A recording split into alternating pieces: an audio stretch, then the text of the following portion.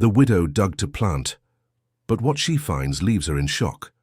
Margaret Thompson always had hands calloused from hard work. At 68 years old, after 6 months of mourning, she decided it was time to bring life back to the backyard that had been abandoned since Richard passed away. The arid plot on the outskirts of Phoenix held only dry weeds and painful memories. On that scorching, sunny morning, she took up her husband's old hoe and began to dig where she intended to plant her first cornstalks. Sweat streamed down her wrinkled face as the red earth resisted each strike. It was when the tool hit something solid, producing a metallic sound that echoed differently in the morning air. Margaret stopped for a moment, wiping the sweat with the back of her hand. 43 years of marriage had taught her to know every inch of that backyard, but she had never felt anything buried there. She continued digging more carefully, scraping the earth around the mysterious object. Gradually, a rusty metal box began to appear. It was small, about the size of a shoebox, but heavy when she managed to pull it completely from the hole. Her hands trembled as she held it, feeling that something important was about to be revealed. The lock was corroded but still held. Margaret took the box inside the house, where she found an old screwdriver in the kitchen drawer. With effort, she managed to force it open. What she saw inside made her heart race and her legs go weak. Dozens of letters yellowed with time were carefully organized, tied with a faded red ribbon. Beneath them, old photographs showed her late husband, Richard, in poses she had never seen before. He smiled differently, younger, happier than she remembered from recent years. But it wasn't with her that he was smiling in those pictures. A beautiful brunette woman with big eyes appeared hugging Richard in several images. They were in places Margaret had never visited with him, at moments that were clearly not just casual. The intimacy between them in the photos was undeniable. With trembling hands, she opened the first letter. The handwriting was unmistakably Richard's, but the words of love were not addressed to her. "My dear Jennifer, each day away from you feels like an eternity. I know our situation is complicated, but my heart cannot choose between what I've built and what I feel for you." Margaret sat down heavily on the kitchen chair, feeling as if the floor had disappeared beneath her feet. 43 years of marriage, and she discovered she didn't know the man she shared a bed with. She kept reading, each letter revealing more details of a relationship that lasted decades. Richard wrote about secret meetings, plans for the future, and a constant internal struggle between two lives he couldn't reconcile. One photo especially caught her attention.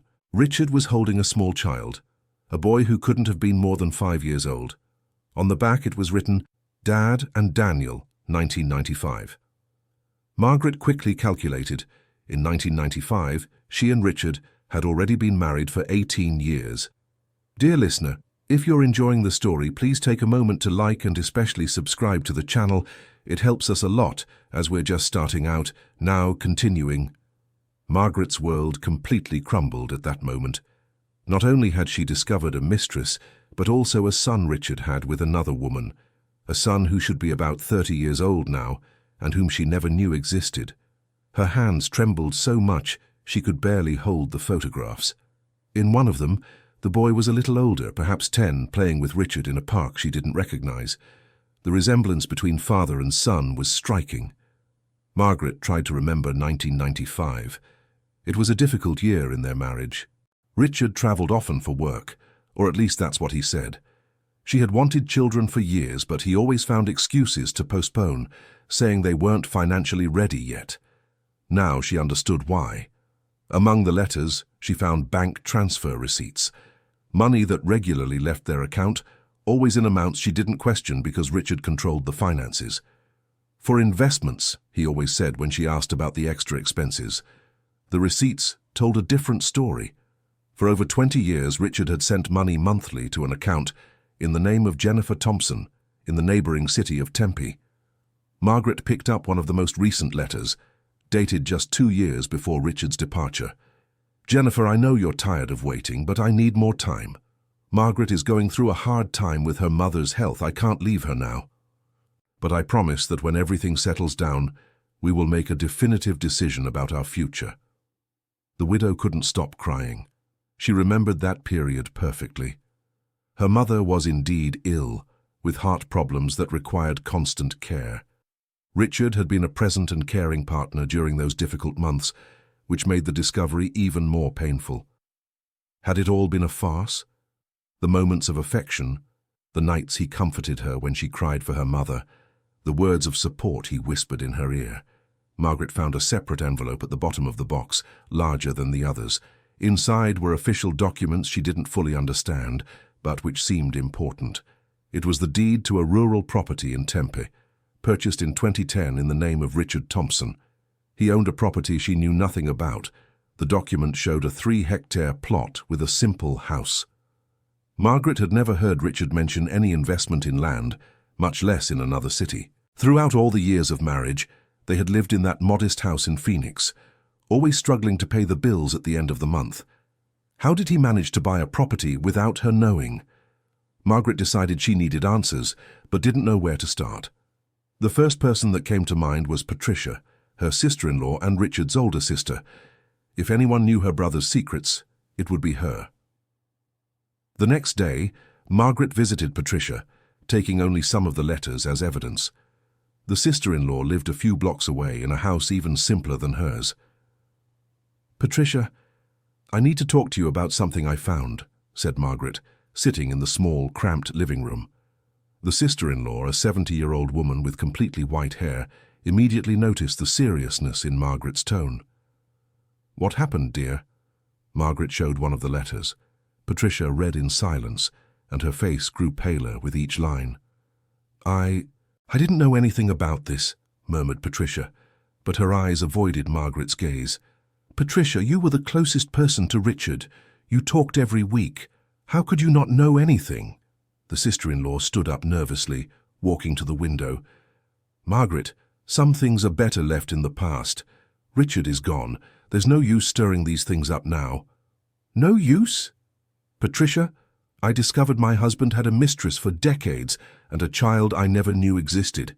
How can you say it's better to forget?" Patricia turned around and Margaret could see tears in her sister-in-law's eyes. "Because I knew," whispered Patricia. "I always knew." The silence that followed was deafening. Margaret felt as if she had been punched in the stomach. "You knew and never told me?"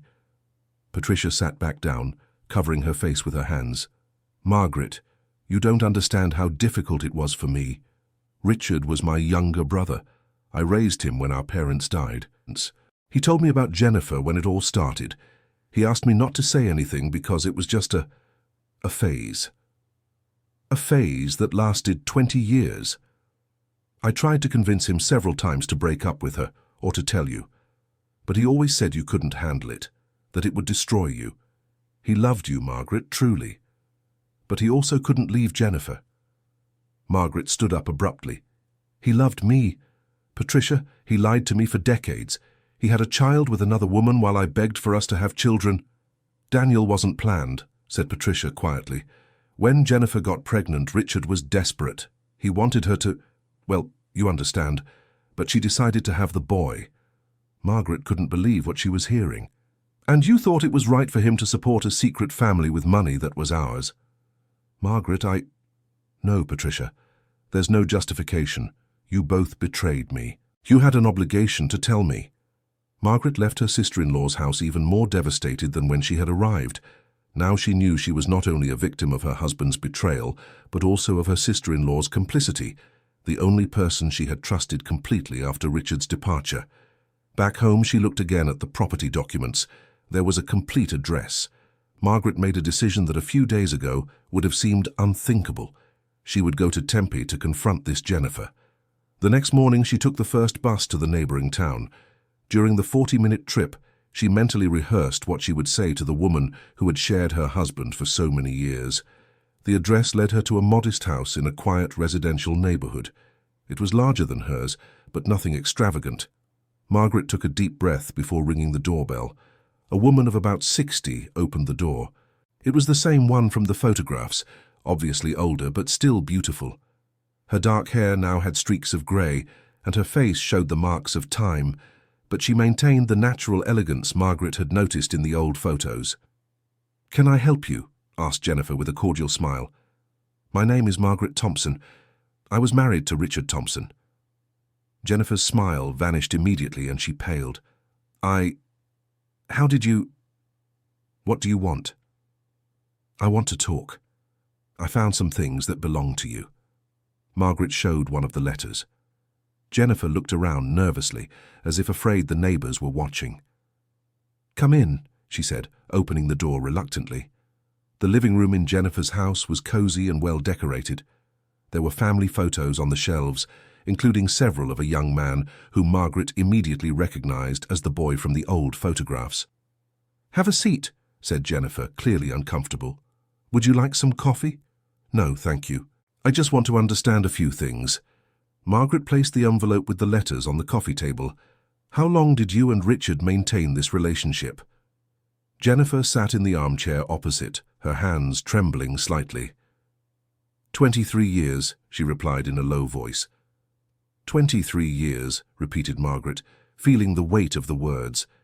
And you knew he was married to me the whole time? Jennifer nodded.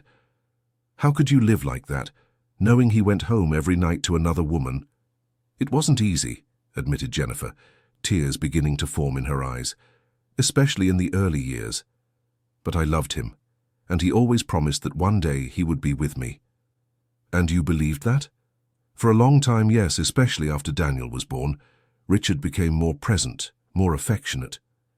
He said he was waiting for the right time to separate, that he didn't want to hurt you.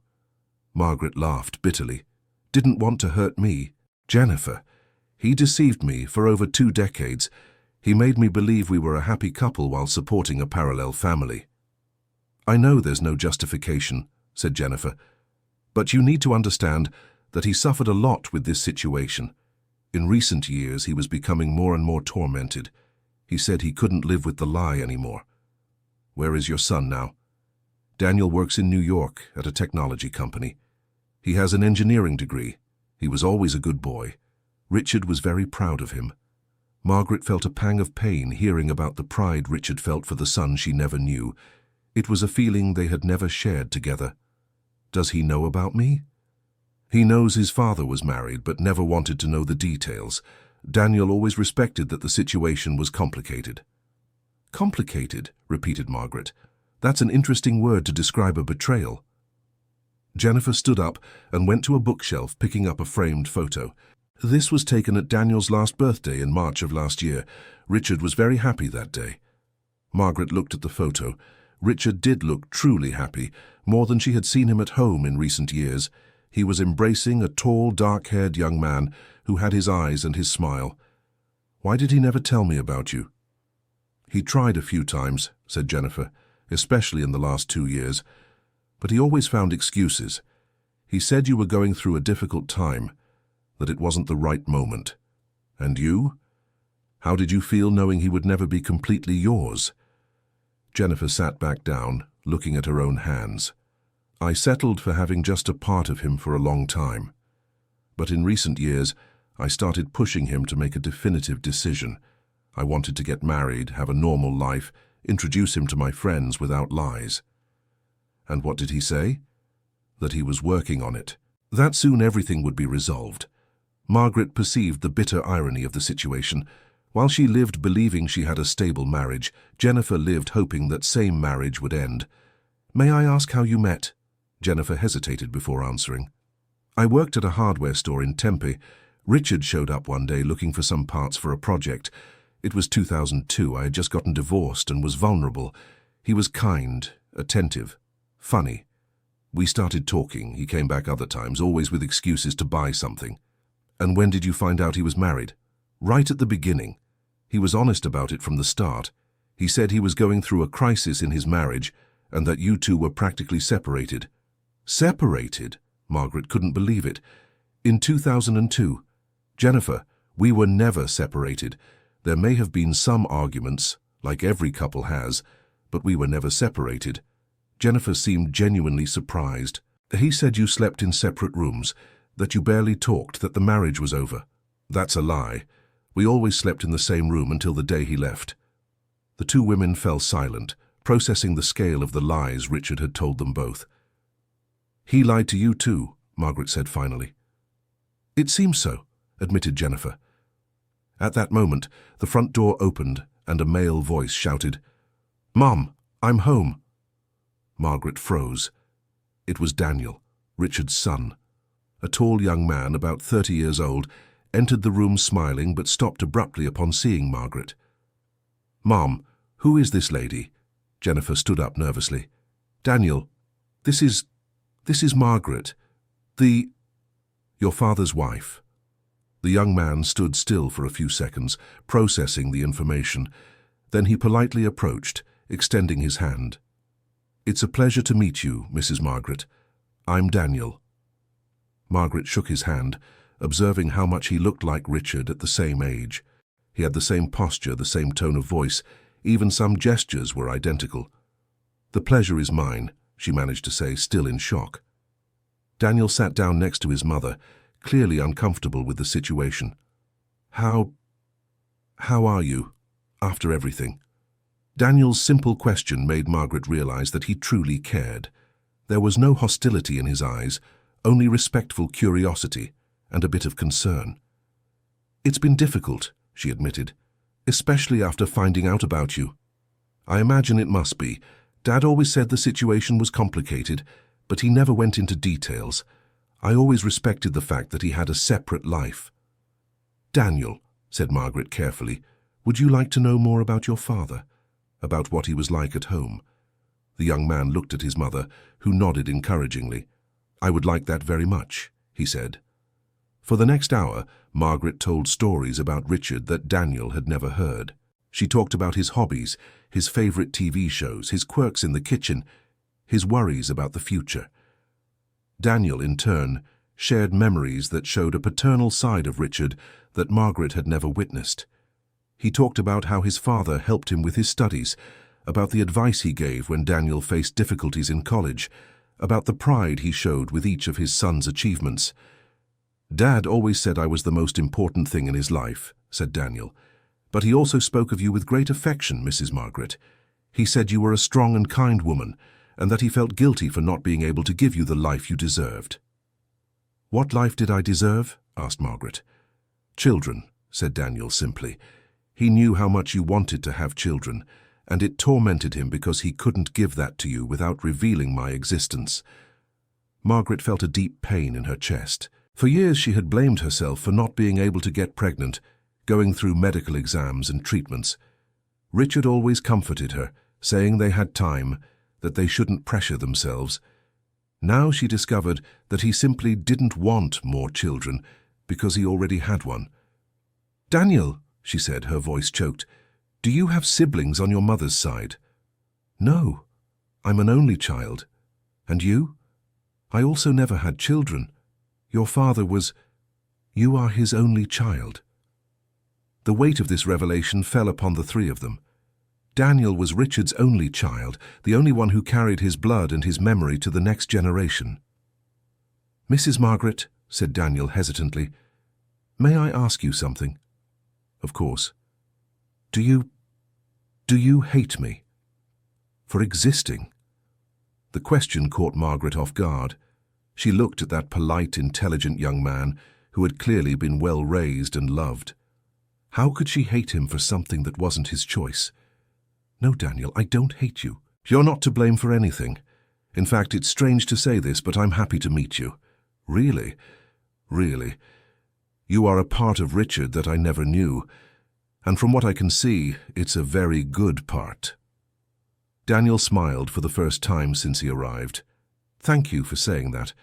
I always wondered what it would be like to meet you." Jennifer, who had remained quiet during the conversation between Margaret and Daniel, finally spoke. "Margaret, there's something you need to know about Richard's last months." Margaret turned to her, bracing herself for another painful revelation. "He was planning to tell you everything. He had bought the property in Tempe as a project to bring both families together. He dreamed of a place where we could all live together in peace."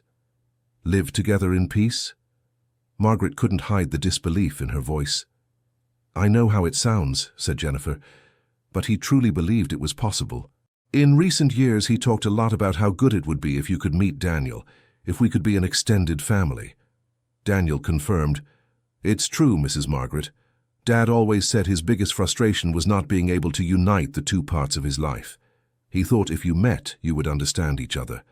Margaret shook her head. He really believed I would accept sharing my husband. Not sharing, said Jennifer. He planned to officially separate, but wanted to keep both families close. He said you two were the most important women in his life and it would be a tragedy if you never met. A tragedy, Margaret repeated ironically. The tragedy was him lying to both of us for decades. Dear listener, if you're enjoying the story, please take a moment to like and especially subscribe to the channel. It helps us a lot as we're just starting out, now continuing. At that moment, Daniel stood up and went to a cabinet, from which he pulled out a folder of documents. Mrs. Margaret, Dad left this here a few months before he passed. He said if anything happened to him, I should give it to you. Margaret opened the folder with trembling hands. Inside were architectural plans for the property in Tempe, showing an expanded main house and a smaller house on the same land. He wanted to build 2 homes in the same space, explained Daniel, one for you, another for my mother, with common areas where we could meet whenever we wanted. The plans were detailed, showing that Richard had thought of everything. There was even a garden planned specifically with Margaret's favorite flowers, information he could only have obtained by observing her carefully for years. How did he get the money to buy the property? Asked Margaret.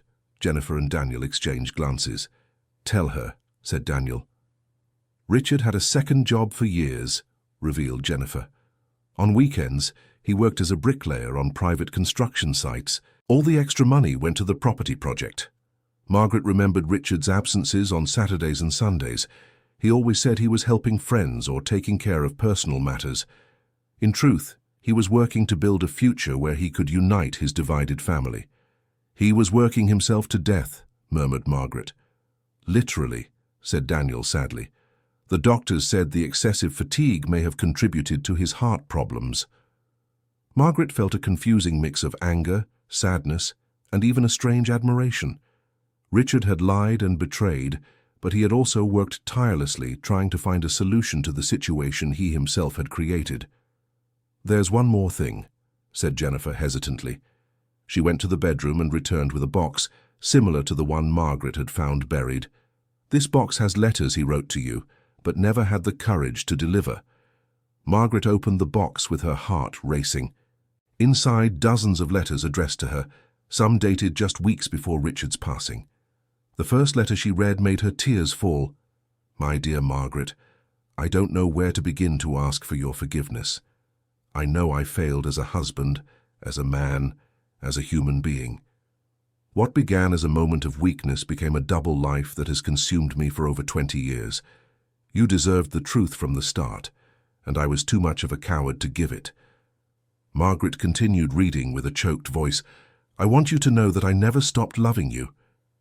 The love I feel for you and the love I feel for Jennifer are different, but both are real. I know this doesn't justify anything, but I need you to understand that it wasn't a lack of love for you that led me to this situation.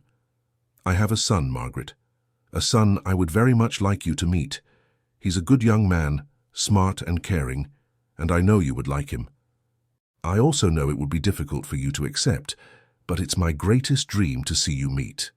The last letter was dated 2 weeks before Richard's departure. Margaret, I've decided I'm going to tell you everything this weekend. I can't live with this lie anymore. I know it could mean the end of our marriage, but you have the right to know the truth. If you can forgive me, I'd like to show you the plans I have for our future. All of our futures. I love you and have always loved you, even when my actions said otherwise. Margaret wiped her tears and looked at Jennifer and Daniel. He never told me, she said.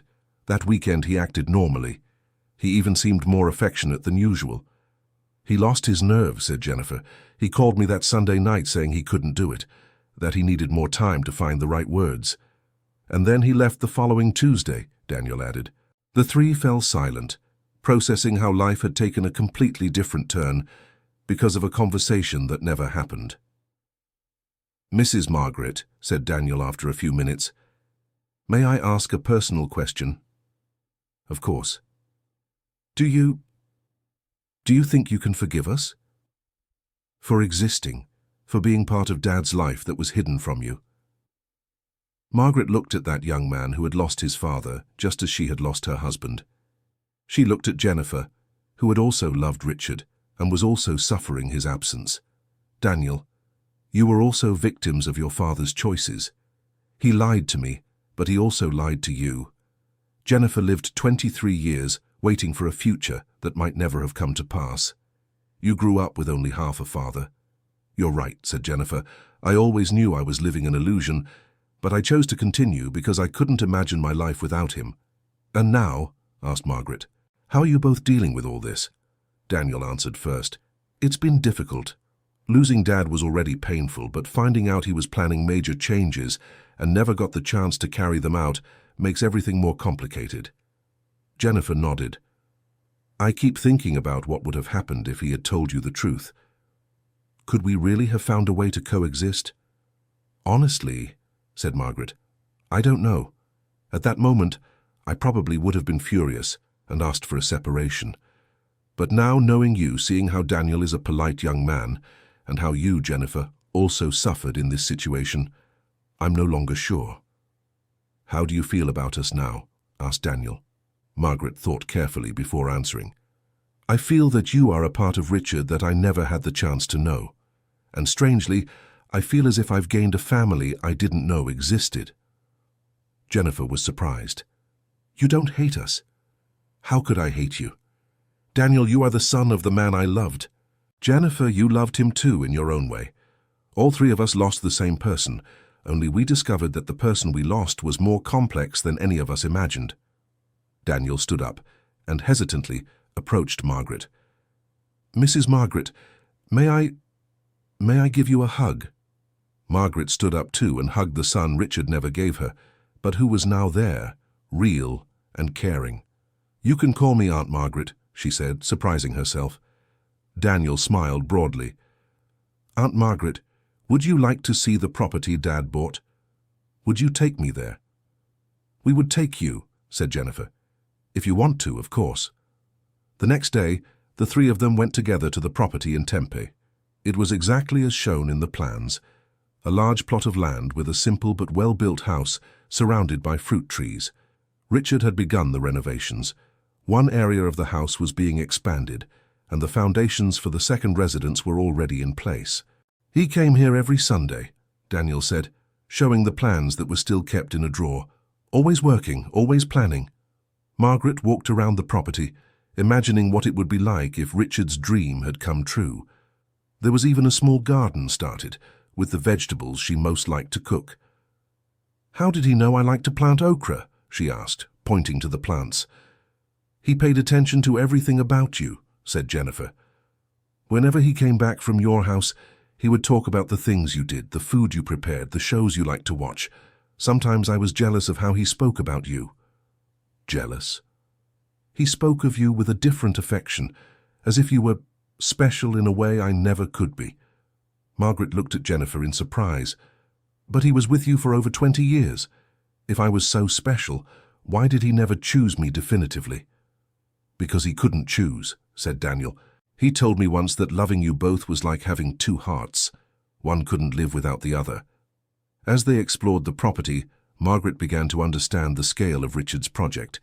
It wasn't just about building houses. It was about creating a space where different kinds of love could coexist. What are you going to do with this place now? She asked. Daniel looked at his mother. We haven't decided yet. My mother doesn't want to come live here alone, and I work in New York. What if it wasn't alone? Margaret asked impulsively. Jennifer and Daniel looked at her surprised. What do you mean? Asked Jennifer. I mean that maybe Richard's dream doesn't have to die with him. Maybe we can find a way to make it work. You would be willing to live here? Asked Daniel. I don't know about living, but maybe we could use this place as a meeting point, a place where we can honor Richard's memory together.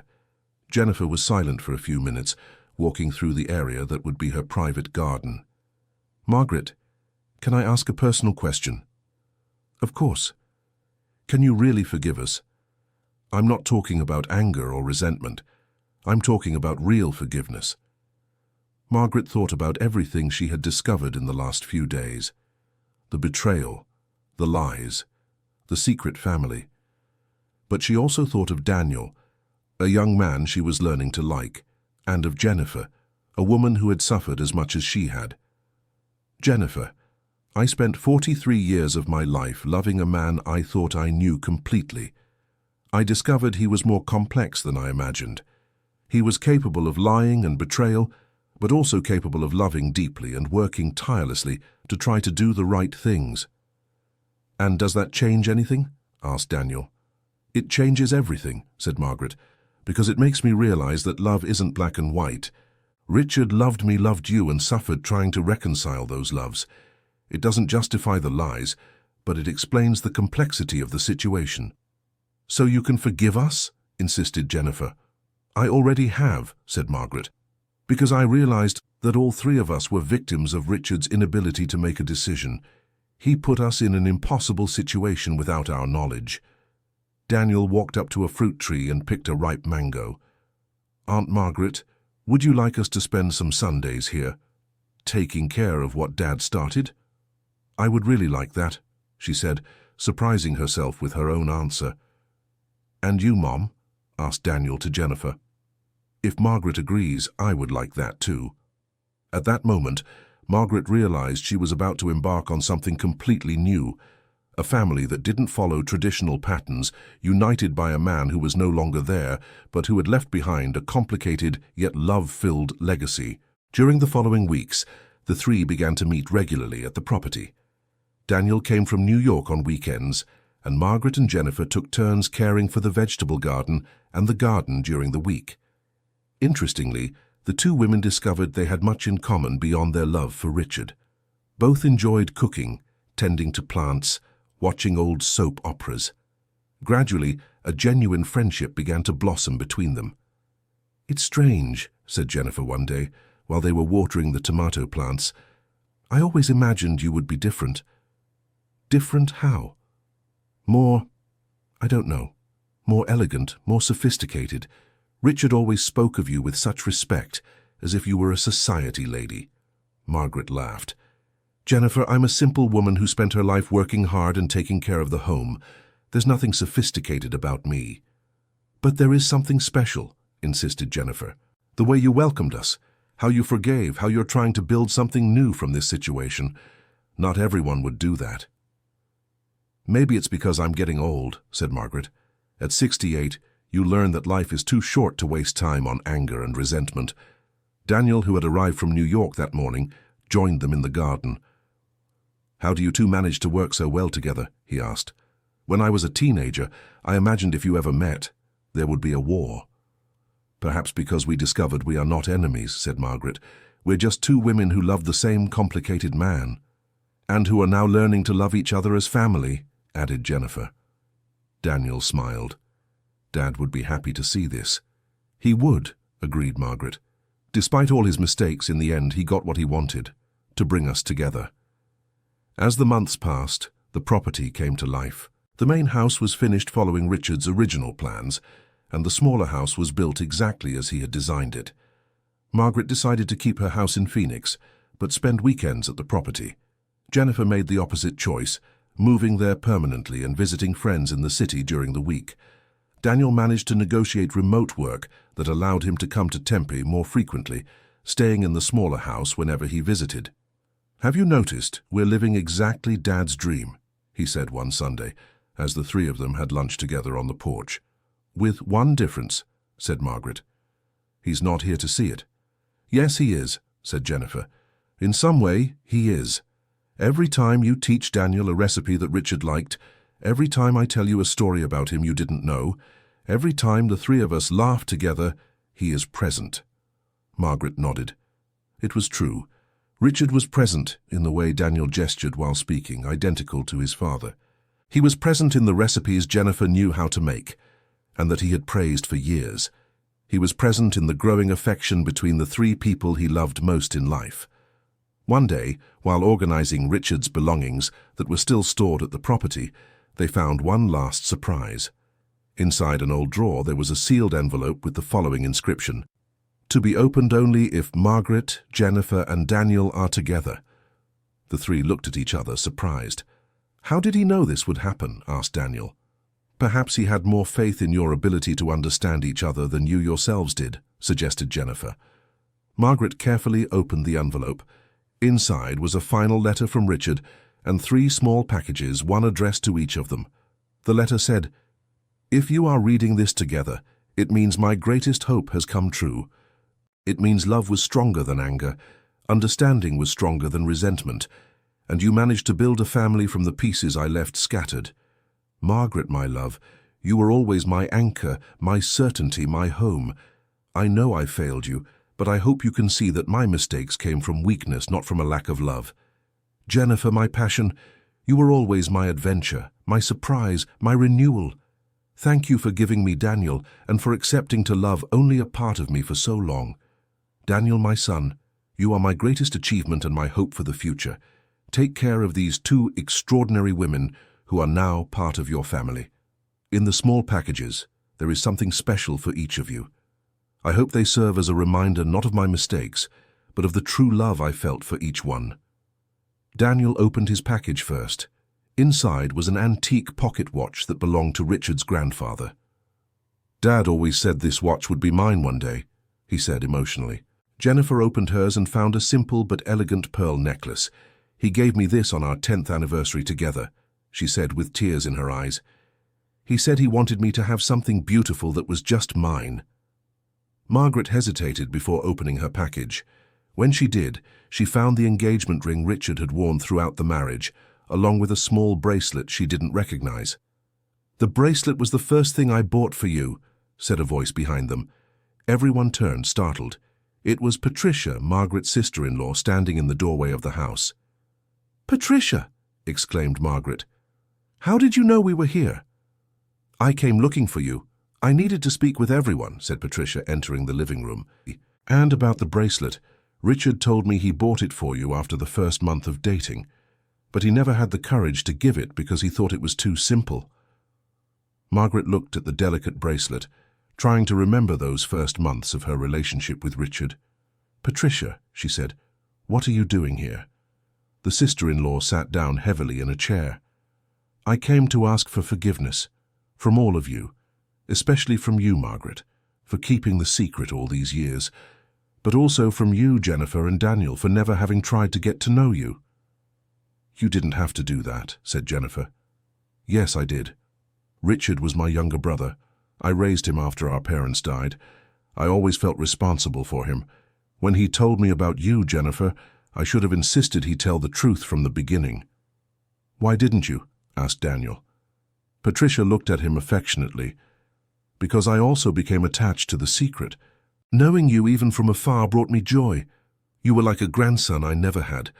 And seeing my brother happy with you, even knowing it was wrong, made me think that perhaps it wasn't so bad." "You knew us?" asked Jennifer, surprised. "Of course I knew you. Richard would bring me here sometimes. You cook very well and Daniel is a polite boy. How could I not like you?" Margaret felt betrayed again. "Patricia, you visited this house and never told me." "Margaret, I know it was wrong, but I was torn. On one side I had loyalty to you, who was always like a sister to me. On the other hand, I saw my brother desperately trying to find a way to reconcile the 2 lives he had created." "And you thought hiding everything was the solution?" "I thought it wasn't my decision to make. I thought Richard would eventually do the right thing." Daniel approached Patricia. "Aunt Patricia, can you tell me stories about my father when he was a child? He never talked much about his childhood." Patricia smiled for the first time since she arrived. "Of course I can, my dear. Your father was a mischievous child, always getting into trouble, but with a good heart." For the rest of the afternoon, Patricia told stories from Richard's childhood and youth that none of them knew. She talked about how protective he was of her, even though he was younger, about his dreams of building a big, happy family, about his tendency to try to please everyone. "That was always Richard's weakness," said Patricia. "He couldn't disappoint anyone, so he ended up disappointing everyone." "But in the end," said Margaret, looking at Jennifer and Daniel, "maybe he got what he wanted." "How so?" asked Patricia. "Look around us," said Jennifer. "We are all here together, taking care of each other. In a strange way, we are the family he always dreamed of having. Daniel nodded. It's true. I have an aunt who told me stories about my father, he said, looking at Patricia. I have a mother who loves me unconditionally, he said, looking at Jennifer. And now I have a second mother who is teaching me recipes and telling me other kinds of stories about Dad, he said, looking at Margaret. And I, said Margaret, have a son I never had, a friend who understands my pain in a unique way, and a sister-in-law who, despite everything, always took care of our family. Patricia began to cry. Can you forgive me? We already have, said Jennifer. If we could forgive Richard, who created this whole situation, we can forgive you, who only tried to protect him. But now, said Margaret, there can be no more secrets between us. If we are going to be a family, it has to be a real family. I agree, said Daniel. No more lies, no more half-truths. From now on, everything is out in the open. Patricia nodded. All right. And since everything is to be out in the open, there is one thing you need to know. Everyone looked at her expectantly. Richard left a will, a real will, registered with a notary, dividing all his assets among the three of you. What do you mean? Asked Margaret. He left the house in Phoenix to you, Margaret, as was to be expected, but he also left this property divided among you, Jennifer and Daniel, and there was an amount saved in a secret savings account, also divided equally among the three. Saved amount? Asked Jennifer. 20 years of extra work on weekends yielded a good nest egg. It's not a fortune, but it's enough so that none of you will be in need. Daniel shook his head. He really planned everything, didn't he? He did, confirmed Patricia. Even the documents for the official recognition of Daniel as his son were ready. He was just waiting for the right time to present everything. Margaret felt a mix of admiration and frustration. He thought of everything, except how to tell the truth. But maybe it was better this way, said Jennifer. If he had told us while he was alive, you would have reacted with anger. Finding out later, you had time to process everything more calmly. And we met under more neutral circumstances, agreed Daniel, without Dad there making everyone uncomfortable. Patricia took a folder from her bag. Here are all the documents. The lawyer is waiting for you to sign the papers to make everything official. Margaret looked at the documents. It was surreal to see how Richard had legally organized a situation he couldn't resolve emotionally. There's one more thing, said Patricia hesitantly. What else? Asked Jennifer. Richard left specific instructions about what to do if you decided to live together as a family. There are separate funds for home renovations, for a housewarming party, and even for a small religious ceremony where you could formalize this non-traditional family union. Daniel laughed. He really thought of everything. Including, continued Patricia, he left a suggestion on how to divide household responsibilities based on what he observed about each person's skills. Margaret didn't know whether to laugh or cry. That man, even after being gone, he's still trying to organize our lives. And will you follow his suggestions? Asked Patricia. The three exchanged glances. Some might make sense, said Jennifer, but I think we've already learned to make our own decisions as a family. Exactly, agreed Daniel. Dad gave us the foundation, but now we're the ones who build the rest. Margaret nodded. The important thing is that we found each other. How we live from now on is our choice. In the following months, Richard's unconventional family flourished in ways he probably hadn't even imagined. Margaret discovered she had a knack for childcare when Daniel brought some friends' nephews to visit the property. Jennifer revealed artistic talents, painting and decorating the house with a refined taste that surprised everyone. Daniel proved skilled with repairs and improvements, taking on the role of man of the house that his father had left vacant.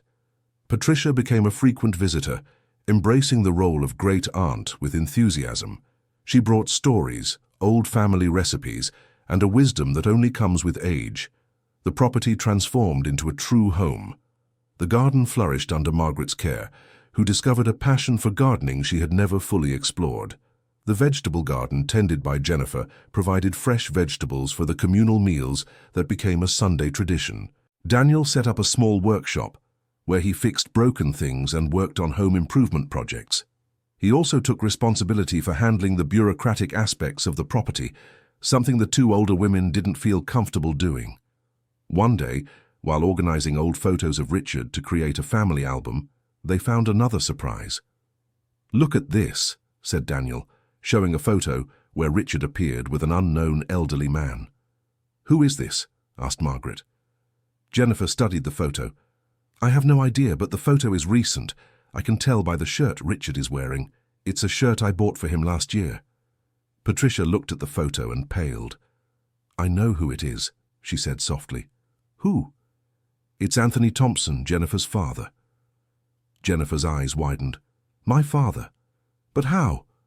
My father passed away 5 years ago, and I never introduced Richard to him." "Your father didn't pass away," said Patricia gently. "He lives in a nursing home in Scottsdale. Richard visited him regularly in recent years." The silence that followed was profound. "What do you mean my father isn't dead?" asked Jennifer, visibly shaken. "Jennifer," said Patricia, "your father developed severe Alzheimer's a few years ago. You went to live with him to take care of him, remember?" "Of course I remember. I took care of him until the end." "You took care of him until the illness worsened so much that he became aggressive and dangerous to himself and to you. Richard, without you knowing, arranged a spot in one of the best specialized nursing homes in the state and placed him there."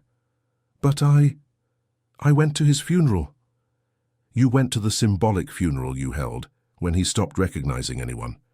Richard thought it would be better for you to grieve that way, but he kept visiting your father and covering all the costs." Jennifer broke down in tears. "My father is alive?" "He is.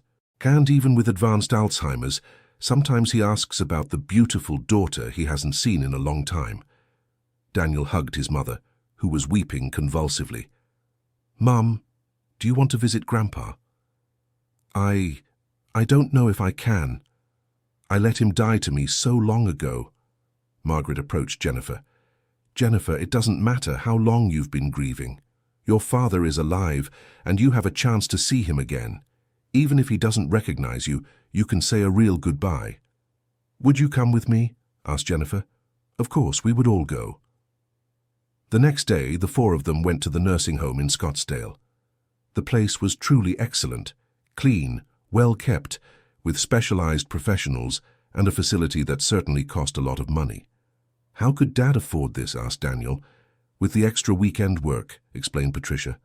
"He said taking care of your grandfather was a way of taking care of you, Jennifer, even if you didn't know." When they found Anthony Thompson, he was sitting in a wheelchair in the garden, staring into space. At 86, he was still a handsome man, with completely white hair and blue eyes like his daughter's. "Dad," said Jennifer hesitantly. The old man looked at her without recognition for a few seconds. Then, slowly, a smile appeared on his face. "Jennifer? My beautiful daughter?" Jennifer knelt beside the chair and hugged her father, crying, "I'm here, Dad. I'm here." "Where were you, daughter? I looked for you so much." I was far away, Dad. But I'm back now."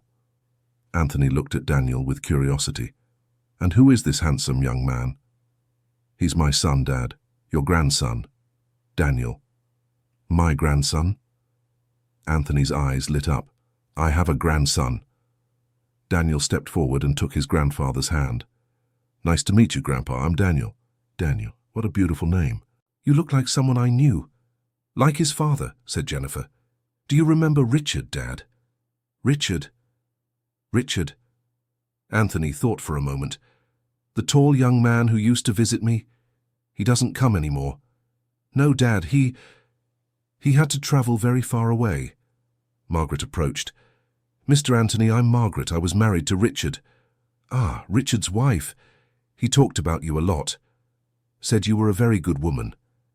And you, Mr. Anthony, how are you feeling here?" "Oh, it's a good place. The ladies take good care of me. But sometimes I forget where I am, you know? Sometimes I think I'm still at home, waiting for my daughter to come back from work." Jennifer held her father's hand tighter. "Dad, I'm going to come visit you again, okay? Every week I'll come here." "Do you promise, daughter?" "I promise." During the visit, They discovered that Richard had left detailed instructions for Anthony's care, including sufficient funds to keep him in the home for many years. He had also left a photo album with pictures of Jennifer over the years, which the caregivers showed the old man when he became confused or agitated.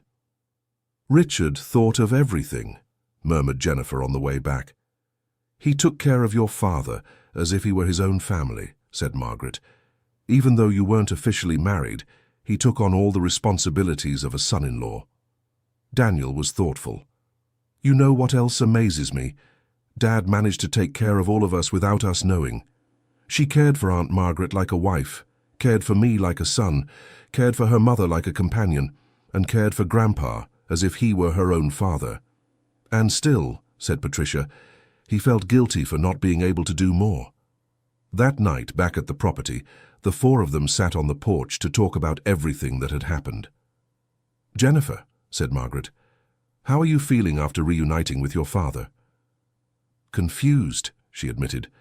"On one hand, I'm happy that he's alive and well cared for. On the other, I feel guilty for having accepted Richard's version of his death without question." "You trusted the man you loved," said Daniel. "There's nothing wrong with that. But I should have been suspicious when he said he would handle all the funeral arrangements, when he didn't let me see the body, when he insisted it would be better if I didn't go to the cemetery."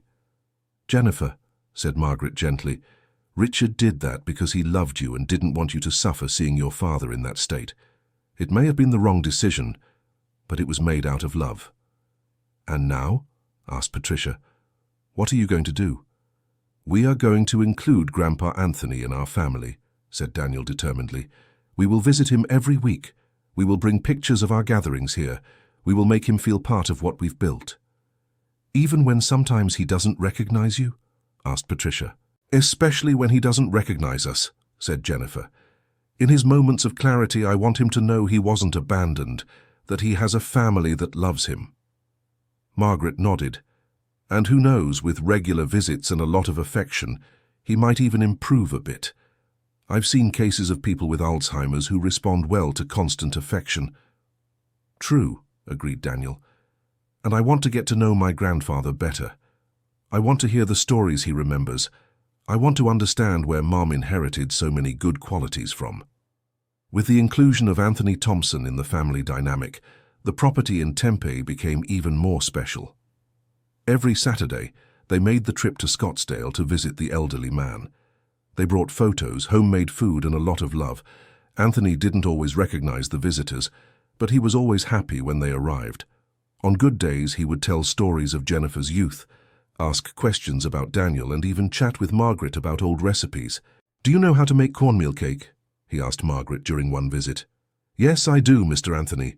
My wife made the best cornmeal cake in the world. Could you make one just like it for my daughter?" "Of course I can. I'll bring it next week." And so, little by little, traditions were created.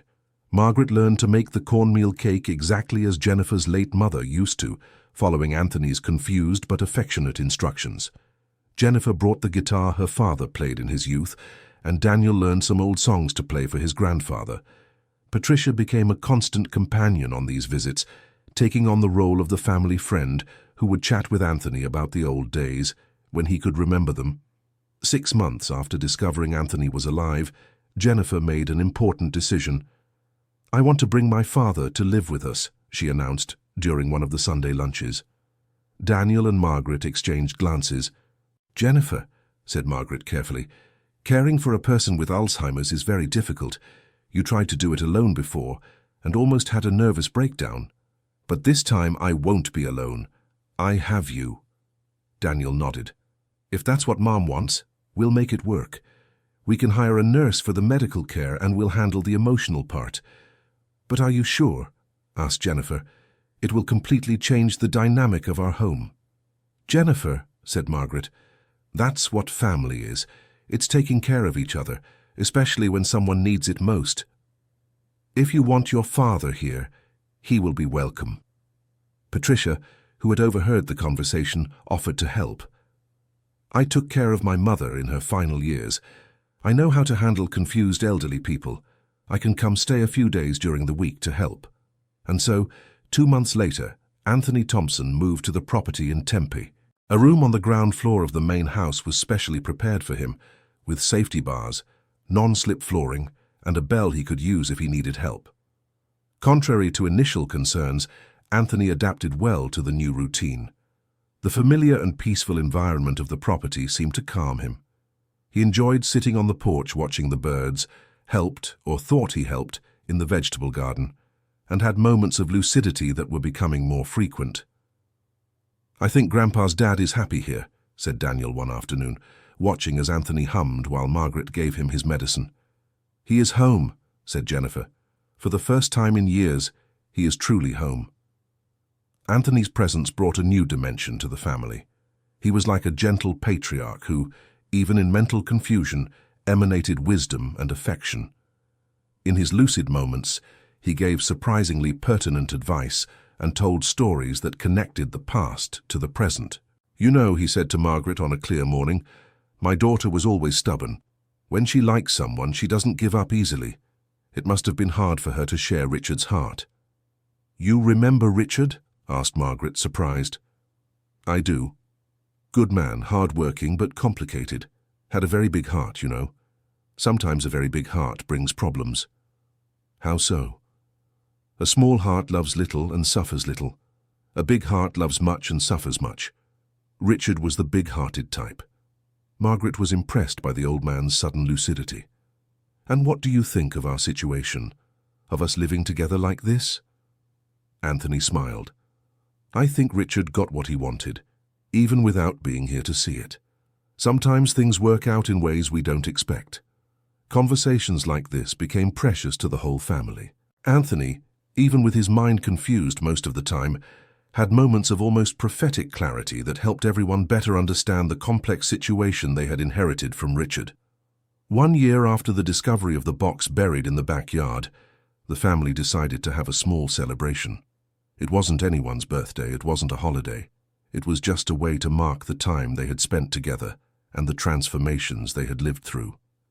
"A year ago," said Margaret as she prepared the special dinner, "I was a lonely widow who couldn't even think of planting a vegetable garden." "A year ago," said Jennifer, helping in the kitchen, "I was a bitter woman who thought I had lost everything in life." "A year ago," said Daniel, setting the table, "I was a man who barely knew his own history." "And today?" asked Patricia, who had arrived early to help with the preparations. "Today we are a family," said Anthony from his place on the porch, in one of his moments of total lucidity. "A different family, complicated, but a real family." During dinner, they talked about everything that had changed. The property, which a year before was just Richard's unfinished project, was now a thriving home where 5 people lived in harmony. The vegetable garden produced enough food for everyone and even had surplus to donate to neighbors. The garden had become one of the most beautiful in the area, even attracting butterflies and birds that hadn't appeared there before.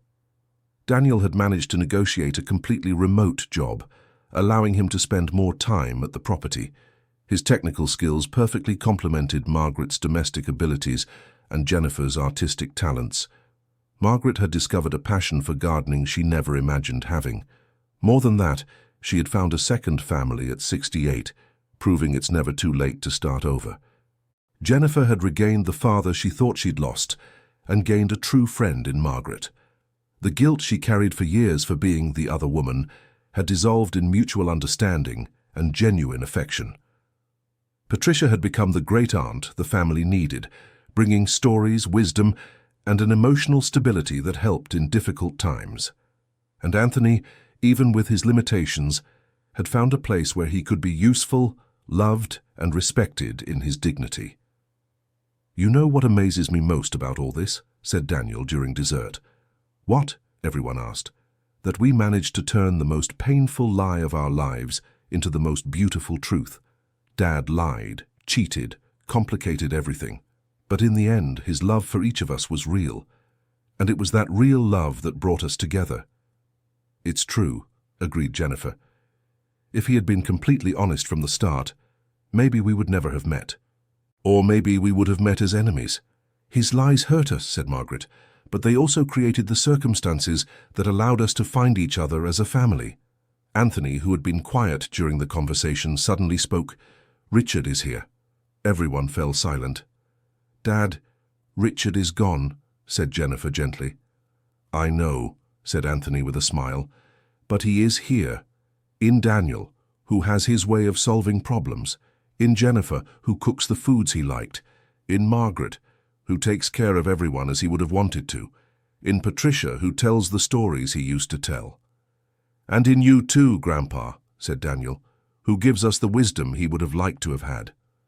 "Perhaps," said Anthony, "perhaps he is a little bit in all of us." That night, after everyone had gone to sleep, Margaret went out to the backyard where it had all begun. The hole she had dug trying to plant corn was now part of a lush vegetable garden.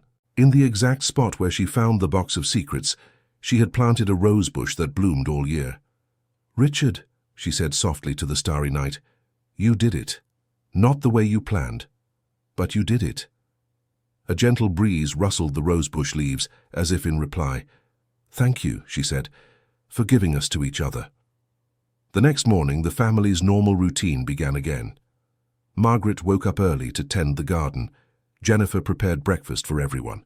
Daniel checked work emails while helping his grandfather with his morning medications. Patricia arrived to spend the day and help with Anthony's care. It was a morning like many that would follow, full of love, mutual care, and the feeling that even in the most complicated circumstances, it is possible to build something beautiful. The buried box had revealed painful secrets, but it had also been the key to opening hearts and uniting people who otherwise would never have met. Richard had lied for decades, but his lies had been motivated by a true love for people who deserved to be loved, and in the end, what mattered wasn't the mistakes of the past, but the future they were building together, one day at a time, with honesty, understanding, and a lot of love. The widow who had started digging to plant corn had discovered something far more valuable, a family she never knew she needed, but now couldn't imagine living without. And so, the property in Tempe continued to flourish, not just with plants and flowers, but with laughter, conversations, shared tears, and the certainty that love, even when complicated and imperfect, always finds a way to prevail. 2 years had passed since that transformative discovery. The family had settled into a harmonious routine that worked for everyone. Daniel had been promoted in his remote work and managed to increase his income significantly. Margaret had become known in the region for the quality of her garden produce, even selling surplus at the local farmers' market. Jennifer had developed a small craft business, creating decorative pieces that sold well among the tourists visiting the area. Anthony had stabilized. Although Alzheimer's continued to progress slowly, the loving family environment had provided him with a quality of life that even surprised his doctors. He had bad days, but he also had spectacular days where his lucidity was almost complete. Patricia had moved to a smaller house closer to the property, allowing her to be a constant presence in the family's life without being intrusive. But on this March morning, something different was happening. Daniel had arrived from New York the night before with a strange expression on his face. During breakfast, he seemed nervous, constantly fidgeting with his phone and avoiding direct eye contact with the others. "Daniel," Jennifer finally said, "what's going on?" Ed, "You've been acting strange since you got here." Daniel took a deep breath. "Everyone, I need to tell you something. Something I discovered in New York that could change everything." The silence at the table was immediate and tense. "What did you discover?" asked Margaret. "Remember, I always said I never tried to look for other relatives of Dad's, besides Aunt Patricia?" Everyone nodded. "Well, a co-worker who's into genealogy offered to research my family tree as a birthday present. I let him, thinking it would be interesting to learn more about Dad's family." "And?" Daniel pulled a folder from his work bag. "We discovered that Dad had a brother." Patricia paled. "That's impossible. Richard only had me as a sister." "A half-brother," corrected Daniel, "son of the same father but a different mother, older than Dad, born before his parents were married." "What do you mean?" asked Jennifer. "Your grandfather had a relationship before marrying your grandmother and Dad. From that relationship, a boy was born and given up for adoption. Patricia shook her head vigorously. That's impossible. My father never told me anything about that. Aunt, it was 1940. Things were very different back then. Having a child out of wedlock was a huge scandal, especially in a small town. And what does this have to do with us now? Asked Margaret. Daniel hesitated. Dad's half-brother is named Thomas Thompson. He's 75 years old and lives in San Diego. And he's been looking for the family for decades. Looking for the family. He found out he was adopted when he was a teenager. He spent years trying to find out who his biological parents were. He got some information, but he never managed to locate his brother. Richard, murmured Jennifer. Exactly. And now he knows that Richard passed away, but he discovered he has a living sister and a nephew. Patricia was visibly shaken. Did you speak with him? I did, yesterday, on the phone. And what does he want? To meet the family, to meet you, Aunt, to learn about the brother he never had the chance to know, to understand where he came from. Daniel, Margaret said carefully, are you sure he's really related to you? Couldn't it be some kind of scam? I thought about that too. That's why I asked him to take a DNA test. The results confirmed he really is Dad's half-brother. Anthony, who had been quiet throughout the conversation, suddenly spoke. Thomas, that name reminds me of something. Everyone turned to him. What do you remember, Grandpa? Asked Daniel.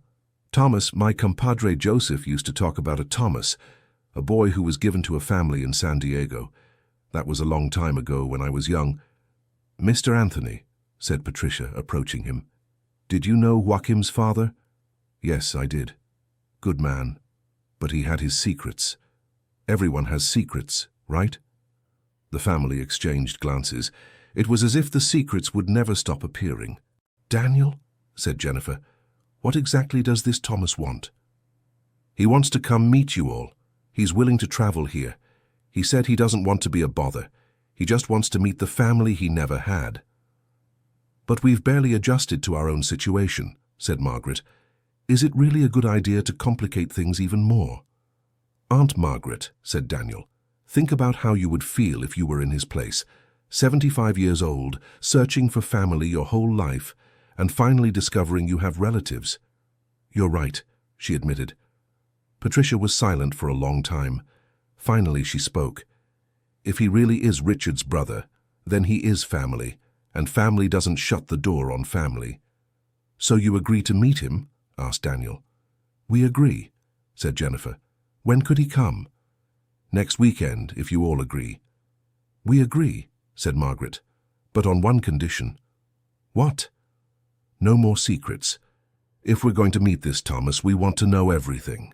The whole story, all the details, everything clear from the start. I agree, said Daniel. In fact, he sent me some photos. Do you want to see them? Daniel showed the photos on his phone. Thomas Thompson was a tall man with completely white hair, bearing a striking resemblance to Richard at the same age. He had the same face shape, the same eyes, even the same way of smiling. My God, murmured Patricia. He looks just like Richard. And like Daniel, too, observed Jennifer. The three of them could easily be identified as family. He told me a bit of his story, said Daniel. He was raised by a good family in San Diego, had a decent life, got married, had children. But he always felt something was missing, always wanted to know his origins. Does he have children? Asked Margaret. Yes. 2 children, already adults, and 4 grandchildren. Widowed for 5 years, retired, has free time to dedicate to getting to know his family. An even bigger family, murmured Jennifer. But it doesn't have to be complicated, Daniel said quickly. We can meet him, understand the story, and then see how things evolve naturally. That's true, agreed Margaret. Let's do as we did among ourselves. We'll get to know each other slowly, without pressure, and see what happens. The following Saturday, Thomas Thompson arrived at the property in a simple car, alone, carrying only a small suitcase and a bouquet of flowers. It was striking how much he resembled Richard, not just physically, but also in his gestures, his way of speaking, even his walk. Pleased to meet you, he said, greeting each one with politeness and restrained emotion. Thank you for having me. The pleasure is ours, said Patricia, clearly moved to see the visitor's resemblance to her deceased brother. During lunch, Thomas told his story. Born in 1950, he was given up for adoption as a baby to a middle-class family in San Diego. He had a happy childhood, was never mistreated, but always knew he was adopted. "My adoptive parents were wonderful," he said. "They never lied about my origin, always said that when I wanted to search for my biological family, they would support me." "And when did you start searching?" asked Daniel. "At 18, I made the first attempts. But back then there was no internet, no resources like today. I managed to get some scattered information, but I never managed to reach you." "What did you know?" asked Patricia. "I knew my biological father's name. I knew he got married and had at least 2 children after me. But I didn't know their names. I didn't know where they lived." "And how did you find out about us now?" Thomas smiled. "The internet. A genealogy website connected me with other people who were researching the Thompson family. One of them had information about you." "And what do you hope to find here?" asked Margaret directly. Thomas thought before answering. "Connection. Understanding. To know where I come from, what traits I inherited, what stories are part of my origin, and maybe, if you'll have me, to have a blood family for the first time in my life." "Thomas," said Jennifer, "our family is, well, complicated. You need to understand our history before deciding if you want to be part of it." For the rest of the afternoon, they told Thomas the whole story: the marriage of Richard and Margaret, the parallel relationship with Jennifer, Daniel, the discoveries after Richard's death, how they found each other and decided to live as a family. Thomas listened to everything in silence, without judgment, just absorbing the information. "And now?" he asked when they finished. "Do you think there's room for one more in this complicated family?" "Thomas," said Anthony, who had been listening carefully to everything, "family isn't about perfection. Family is about acceptance." "You're right," agreed Thomas. "And I can say that after hearing your story, I feel even more connected, because you've proven it's possible to build a family from complicated situations." "Are you sure you want to get involved in this?" asked Patricia. "We care for an elderly man with Alzheimer's. We have a complex household dynamic. We share financial responsibilities." "Patricia," said Thomas, "I'm 75 years old. I was married for 40 years to a wonderful woman who died of cancer. I raised 2 children who now have their own families. I know exactly what family commitment and shared responsibilities mean." "And your children?" asked Daniel. "Do they support you looking for a new family?" "They fully support it. In fact, they're curious to meet you too, but slowly, no rush." Margaret, who had been observing Thomas carefully throughout the conversation, finally spoke. "Thomas, may I ask a personal question?" "Of course." "Why is this so important to you? You had a good family, a happy life. Why keep looking?" Thomas looked at his own hands before answering. "Margaret, have you ever looked in the mirror and seen features you didn't know where they came from? Have you ever had desires, tastes, habits that seemed to come from nowhere? I've spent my whole life wondering where I inherited certain things from. Now looking at Daniel, seeing pictures of Richard, hearing you talk about him, I finally understand where my stubbornness comes from, my tendency to want to take care of everyone, even my way of solving problems." "I understand," said Margaret. "And besides," Thomas continued, "you've given me something I didn't expect to find." "What?" "A family that truly knows the value of being together. You've been through difficult situations and chose to come together instead of splitting apart. That's rare and precious." That night, after Thomas went to sleep in the guest room Daniel had prepared, the family gathered to talk about the day's impressions. "What did you all think?" asked Patricia. "I liked him," said Margaret immediately. "He seems sincere, polite, and has the same good essence that Richard had." "I liked him too," agreed Jennifer. "And see how well Grandpa reacted to him. Usually he's suspicious of strangers." "It's true," said Daniel. "Grandpa talked to him as if he'd known him for years."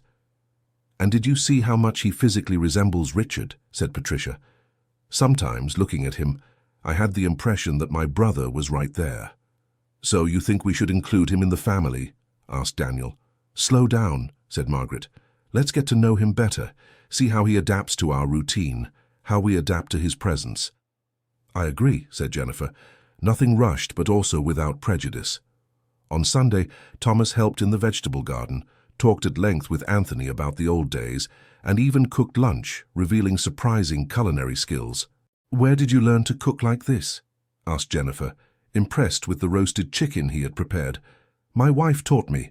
She said a man who doesn't know how to cook is an incomplete man." "She seemed like a wise woman," said Margaret. "She was. Would you like to see pictures of her and my children?"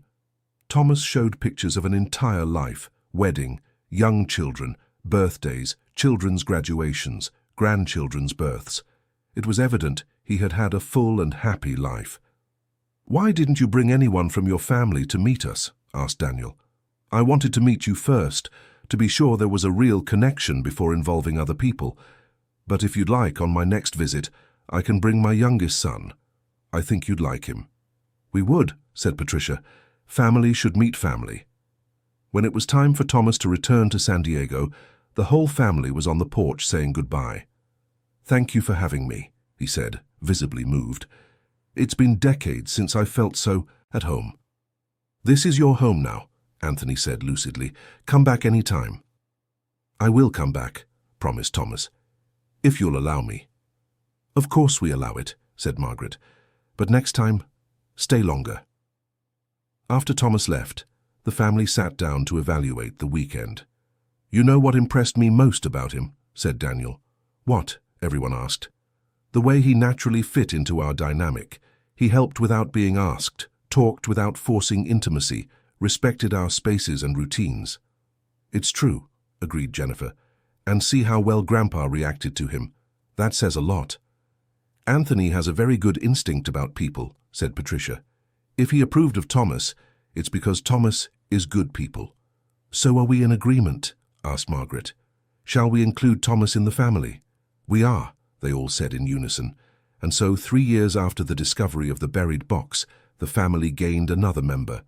Thomas became a regular presence at the property, visiting at least twice a month.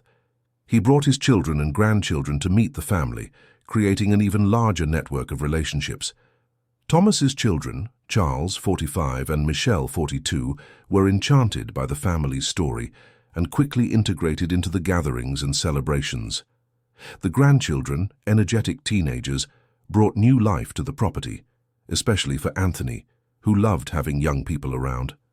"I never imagined I'd have great-grandchildren," Anthony said one day, watching the teenagers playing in the garden. "Technically, they're not your great-grandchildren, Grandpa," said Daniel. "Yes, they are," the old man insisted. "Family isn't just blood. It's who you choose to love." And that became the Thompson family philosophy. Family is who you choose to love. Thomas brought to the group not only his caring presence, but also financial resources that helped further improve the property. As a retiree with a good financial reserve, he insisted on contributing to renovations and improvements, always in a delicate and respectful way. "I want to invest in our future together," he would say. "I want to leave something better for the younger ones." With Thomas's help, they built a small pool for the hot days, completely renovated the kitchen, and created a recreation space for when the grandchildren came to visit. But Thomas's most important contribution wasn't financial. It was emotional. He brought stories, different perspectives, and a wisdom that came from decades of life experience. "You know what I've learned in 75 years of living," he said at one of the family gatherings, "that it doesn't matter how a family is formed. What matters is how it stays together." "And how does it stay together?" asked Daniel. "With patience, understanding, and a lot of forgiveness. You all have already mastered these 3 things. That's why it all worked out." 5 years had passed since Margaret dug that hole looking to plant corn. The property now housed a family of 8 people from 3 different generations. Margaret, 73, still vigorous and tending the garden. Jennifer, 65, developing her craft business. Daniel, 35, professionally established and taking on more and more of the property's responsibilities. Patricia, 75, always present and helpful. Thomas, 80, bringing wisdom and stability. Anthony, 91, battling Alzheimer's but surrounded by love. And often Thomas's children and grandchildren who considered the property their second home. "Do you realize," said Margaret one Sunday morning as everyone had coffee together, "that we are officially a big family?" "And loud," added Jennifer, laughing at the sound of the children playing outside. "And complicated," said Daniel. "And perfect," finished Thomas. "Perfect?" questioned Patricia. "With all our complications?" "Especially because of our complications," said Thomas. "Easy families are common. Families that work despite difficulties are special." Anthony, who had been quiet during the conversation, suddenly spoke. "Richard." Everyone turned to him. "What is it, Grandpa?" asked Daniel gently. "Richard is happy." "How do you know, Grandpa?" Anthony smiled with a clarity that surprised everyone. "Because he got what he wanted. A big, united family, full of love. It may not have been the way he planned, but it was the way it needed to be." In that moment, everyone understood that the journey that had begun with a painful discovery had become something much bigger than anyone could have imagined. The buried box hadn't just revealed secrets, it had revealed possibilities. Possibilities of forgiveness, of understanding, of unconditional love, and of family built on choice and not just blood. "You know what I think we should do?" Margaret said suddenly. "What?" everyone asked. "We should bury a new box." "A new box?" asked Daniel, confused. "A box with our story, with photos of all of us, letters we've written to each other, memories of our best moments together, so that in a few years, when we are older, or so that future generations can find it and understand how this family was formed." "That's a beautiful idea," said Jennifer. "Where will we bury it?" asked Thomas. "In the same place where I found the first one," said Margaret. "Under the rose bush I planted there." And so the following week, the whole family gathered to prepare the new box. Each person contributed something: photos, letters, small objects that represented special moments, even drawings made by Thomas's grandchildren. Daniel wrote a letter to his future self, talking about how grateful he felt for having found such a large and loving family. Jennifer included one of the first craft pieces she made after moving to the property, representing her new life. Margaret planted seeds from the garden, symbolizing growth and renewal. Thomas contributed a photo of the whole family together, taken at the last Christmas they spent together. Patricia wrote a letter telling the family's full story, from the first secrets to the present union. Even Anthony, in one of his lucid moments, dictated a short message that Daniel wrote for him. "Family is the most precious treasure anyone can have. Take care of each other." The ceremony to bury the new box was simple but moving. Everyone positioned themselves around the spot. Daniel dug the hole, and together they placed the box in the earth. 20 years from now," said Margaret, "when some of us are no longer here, the people who remain will find this box and will understand how our family was born." "And they will understand," added Thomas, "that love always finds a way to win." After covering the box with soil, they watered the spot where the rose bush continued to bloom, strong and beautiful, like the family that grew around it. That night, during dinner, Daniel made a toast. "To the Thompson family, the most complicated, most loving, most unlikely, and most perfect family that ever existed." "To the Thompson family," everyone repeated, raising their glasses. And so, the story that had begun with a lonely widow digging a hole to plant corn became the story of an extraordinary family, built on the foundations of forgiveness, understanding, and unconditional love. The property in Tempe continued to thrive, not just as a physical place, but as a symbol that it is possible to transform life's greatest disappointments into its greatest blessings, as long as one has the courage to open their heart and choose love over resentment. And the rosebush that grew in the spot where it all began continued to bloom year after year, reminding everyone that even from the most arid soils, the most beautiful flowers can grow. End of story. What a touching story, isn't it? Now we want to know your opinion. Do you believe Margaret made the right decisions by forgiving and building a family with the people who were once the source of her greatest pain? Tell us in the comments how this story touched you and where you are following us from. If you have any similar experience to share, leave it here in the comments. We love reading your stories. Thank you so much for your company, and don't forget to leave your like and, most importantly, Subscribe to the channel so you don't miss other moving stories like this one.